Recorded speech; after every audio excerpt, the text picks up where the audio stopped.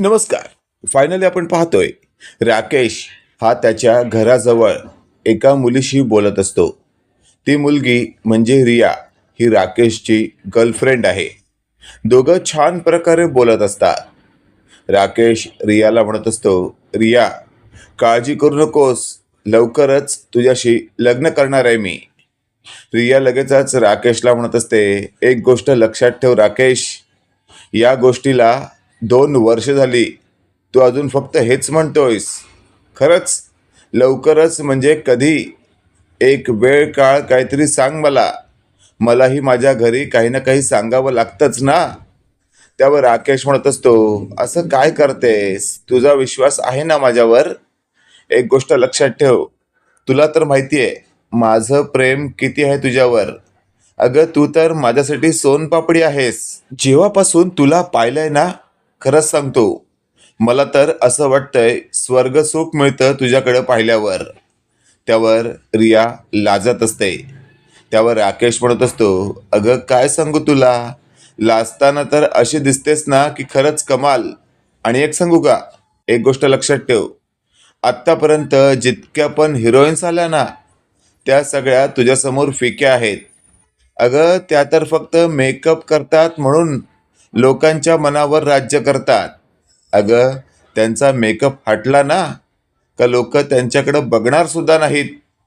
तू बिना मेकअपची एवढी भारी दिसतेस ना की खरंच एकच नंबर.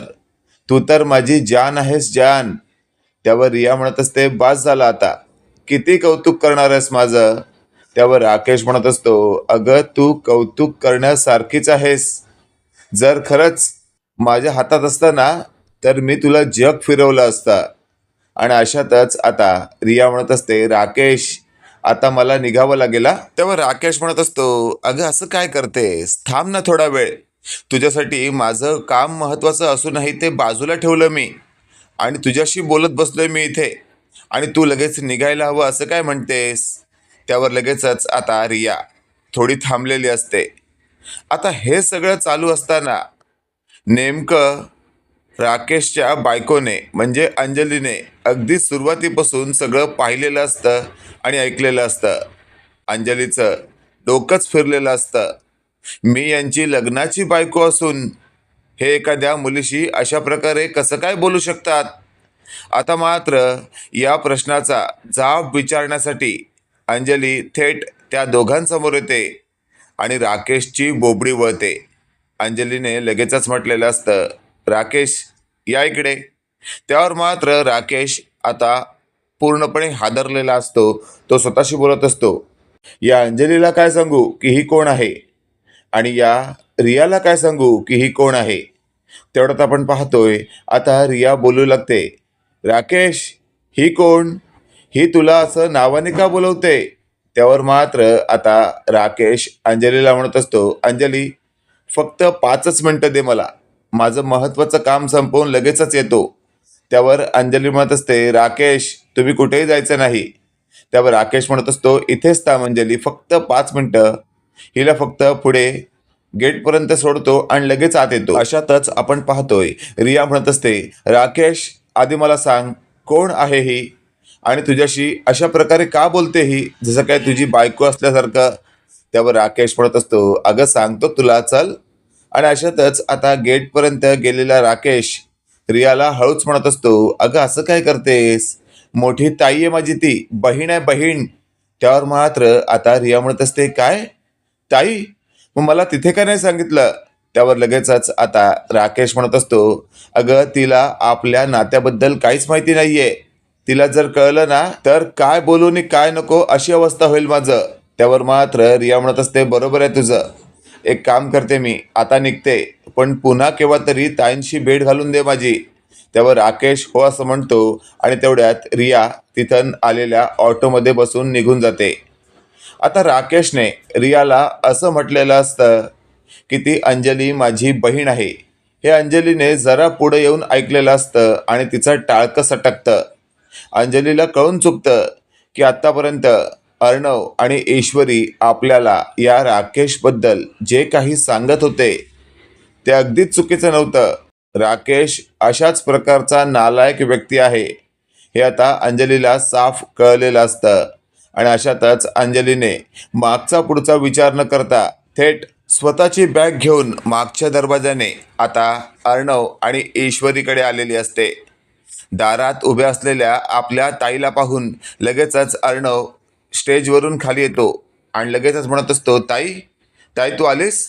त्यावर लगेचच आता अंजली म्हणत असते, हो अर्णव, मला कळून चुकलंय की माझा नवरा खरंच नालायक आहे. तुम्ही दोघं मला जे काही समजावण्याचा प्रयत्न करत होतात त्यात किती सत्यता आहे हे आता मला कळलंय. हे वाक्य ऐकल्यावर मात्र आता अर्णव अंजलीला म्हणत असतो, ताई तुला काळजी करायची गरज नाहीये. एक गोष्ट लक्षात ठेव, तुझा हा भाऊ तुला कोणत्याही गोष्टीची कमतरता भासू देणार नाही. हे वाक्य ऐकल्यावर आता मागून ईश्वरी येते आणि म्हणत असते, हो ताई, नका काळजी करू तुम्ही, आम्ही आहोत तुमच्या बरोबर. हे वाक्य ऐकल्यावर ईश्वरीच्या समोर असलेल्या अंजलीला 10 हत्तींचं बळ येतं आणि अशातच आता दोघांनी अंजलीला आतमध्ये बेडरूमपर्यंत नेलेलं असतं आणि ती अशी बोलत बसतात.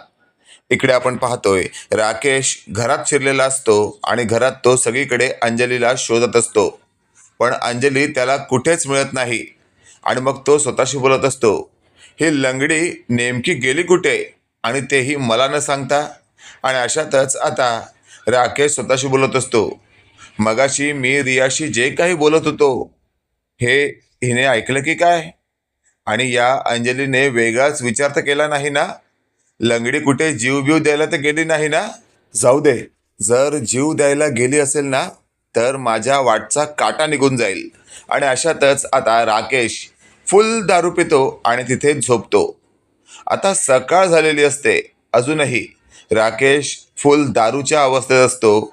आणि मग त्याला स्वतःला कळून चुकतं की आता आपल्याला अंजलीची गरज आहे. आणि मग तो इकडे तिकडे अंजलीला शोधत फिरतो आणि थेट अर्णवच्या घरापर्यंत येतो. आणि अर्णवच्याच घरात अंजली समोर बसली आहे हे आता राकेशला दिसतं. आणि लगेचच राकेश आता बडबडू लागतो, काय गे अंजली, काय तुला नवऱ्याची काळजी आहे की नाही. त्यावर मात्र आता अंजली काहीच बोलत नाही. राकेश म्हणत असतो, ऐकून न ऐकल्यासारखं करतेस काय.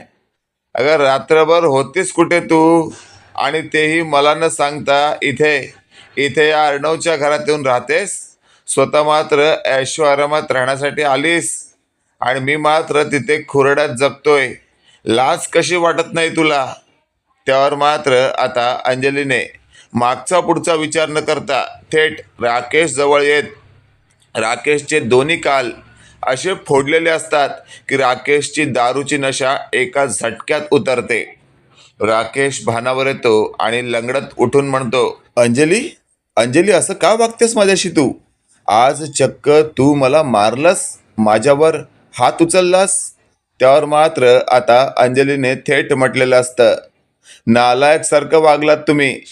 आत्ताही मी तुम्हाला मान देते, पण एक गोष्ट लक्षात ठेवा, तुमचा खरा चेहरा आलाय माझ्यासमोर. त्यावर मात्र आता राकेश म्हणत असतो, अंजली तुझा काहीतरी गैरसमज होतोय. एक गोष्ट लक्षात ठेव, तू नेमकं कशाबद्दल गैरसमज करून घेतलास हे मला सांग आधी. त्यावर लगेचच आता अंजली म्हणत असते, काल तुम्ही ज्या मुलीशी बोलत उभ्या होतात ती कोण होती. त्यावर लगेचच आता राकेश म्हणत असतो, अगं तो गैरसमज करून घेतलास का गं तू. हे बघ, मी तुला सांगणारच होतो ती कोण होती. अगं पण मी तुला का नाही सांगितलं, कारण की काहीतरी सिच्युएशन तशी असेल ना, जरा तरी विचार कर. त्यावर अंजली म्हणत असते, मी काय विचारलं तुम्हाला, ती कोण होती ते आधी सांगा. त्यावर राकेश म्हणत असतो, अगं असं काय करतेस, ती माझी बहीण आहे. हे वाक्य ऐकल्यावर मात्र अंजली म्हणत असते, वाह, काय नालायकसारखं वर तोंड करून सांगताय की ती माझी बहीण आहे. त्यावर राकेश म्हणत असतो, अगं आई शपथ, ती माझी बहीण आहे. फक्त इतकंच, मी याआधी तुला तिच्याशी कधी भेटवलं नाही. अगं ती खूप चिडली होती. आज मला चौकात भेटली आणि म्हणत होती, दादा काय चाललंय तुझं, मला वहिनीला कधी भेटवणार आहेस. त्यावर मात्र अंजलीने आणखी 2 सटासट कानाखाली राकेशच्या दिलेल्या असतात.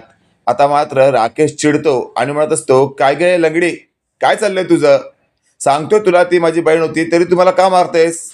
त्यावर अंजली म्हणत असते, कारण नालायका, तिला तू असं म्हणालास की ही जी घरी आहे ना ती माझी बहीण आहे आणि माझी मोठी ताई आहे.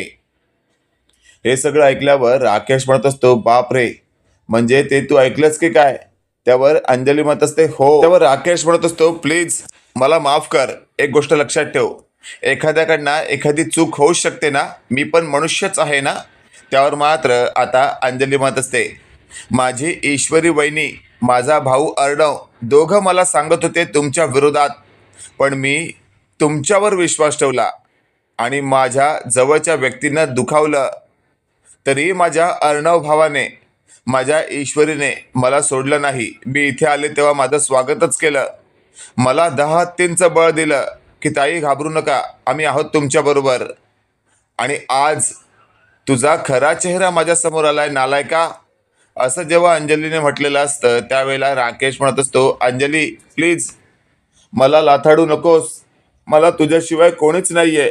आणि एक गोष्ट लक्षात ठेव, तुझ्या पोटात वाढणारं बाळ आपल्या प्रेमाचं प्रतीक आहे. त्यावर अंजली म्हणत असते, एक गोष्ट लक्षात ठेव नालायका, त्या बाळावर तुझा नाही तर फक्त आणि फक्त माझा हक्क आहे. त्या बाळाला फक्त आणि फक्त मी माझं नाव देणार आहे. तुझी छत्रछाया मला त्याच्यावर नकोय. त्याचा बाप कसा आहे हे त्याला कधीच कळलं नाही पाहिजे. त्यावर राकेश म्हणत असतो, हे तर शक्यच नाहीये. माझ्या बाळाला माझं नाव मी देऊनच राहणार. तेवढ्यात मागून आलेल्या अर्णवने राकेशची गचांडी धरलेली असते आणि अर्णव बोलू लागतो, काय आता इथे कुत्र्यासारखा मार खाणार आहेस का कुत्र्यासारखा शांतपणे निघून जाणार आहेस? बघ, तुझा तू विचार कर. त्यावर राकेश म्हणत असतो, अर्णव अर्णव तुझ्या बहिणीला समजाव, नवऱ्याशिवाय आयुष्य कसं असतं. त्यावर अर्णवने लाथा मारत या राकेशची चांगलीच कंबरतोड केलेली असते. राकेश खाली पडतो आणि म्हणत असतो, अर्णव अर्णव मी चुकलो, मला मान्य आहे, पण या सगळ्यात ना आता काहीतरी मार्ग काढलाच पाहिजे ना. त्यावर ईश्वरीने बाजूला असलेली खुर्ची जोरात राकेशच्या पाठीत हाणलेली असते. राकेश म्हणत असतो, ईश्वरी तू तरी समजून घे. त्यावर मात्र अर्णव म्हणत असतो, माझ्या बायकोशी बोलताना ईश्वरी हे जर नाव वापरलंस ना तर घसा फोडून टाकेन तुझा.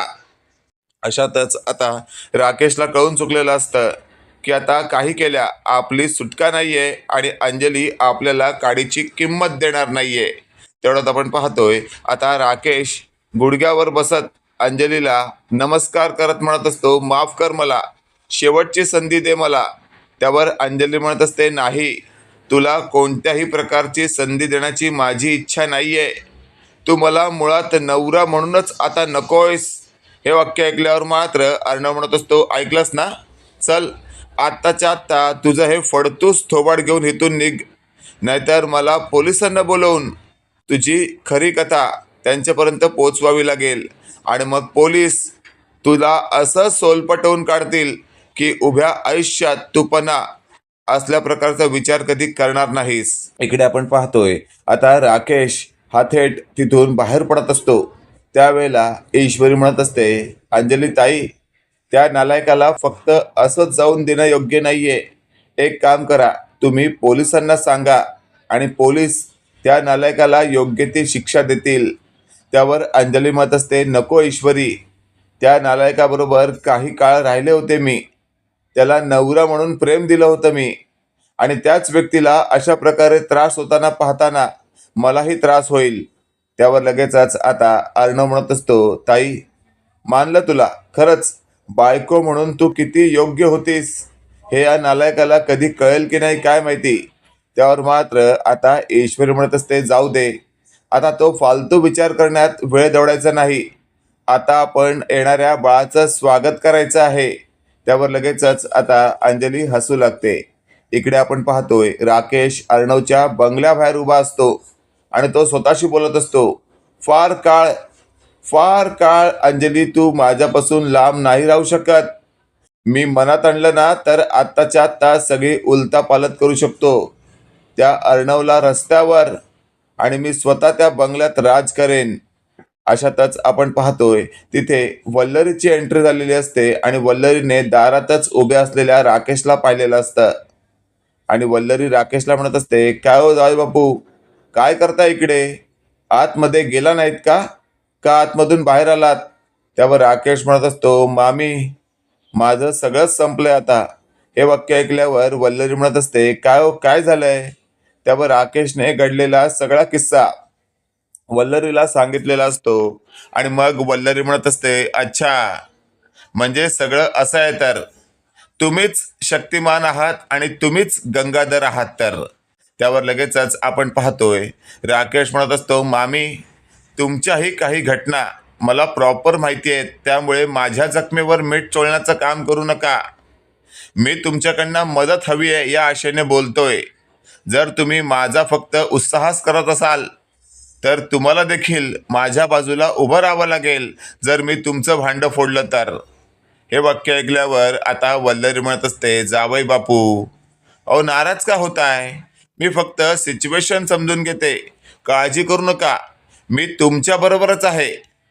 तुम्हाला कोणत्याही प्रकारचा त्रास होऊ नये याची काळजी मी घेणार. हे वाक्य ऐकल्यावर मात्र आता राकेश म्हणत असतो, एक गोष्ट लक्षात ठेवा, आता तुम्ही आत जाताय तिथे अर्णव, ईश्वरी आणि अंजली असणार आहे. त्या तिघांना कळता कामा नये की तुम्ही बाहेर इथे मला भेटलात, आपल्यामध्ये काही चर्चा झाली. त्यावर वल्लरी म्हणत असते, अहो जावई बापू समजलं मला, म्हणजे तुम्हाला कोणत्याच प्रकारचा वशिला लावलेला नकोय ना? त्यावर राकेश म्हणत असतो, अगदी बरोबर, पण काम आजच्या आज झालं पाहिजे. त्यावर राकेशला आता वल्लरी म्हणत असते, ठीक आहे तुम्हीच सांगताय त्याप्रमाणे काम आजच्या आजच होईल, पण माझा भांडाफोड करू नका म्हणजे झालं. त्यावर राकेश म्हणत असतो, अहो मामी तुमचा भांडाफोड करायचा असेल ना तर मी खूप आधी केला असता. अहो मला तुमच्या भांडाफोडशी काही संबंध नाहीये, फक्त गरज पडली तर कधी मला थोडाफार पैशांची सोय करा.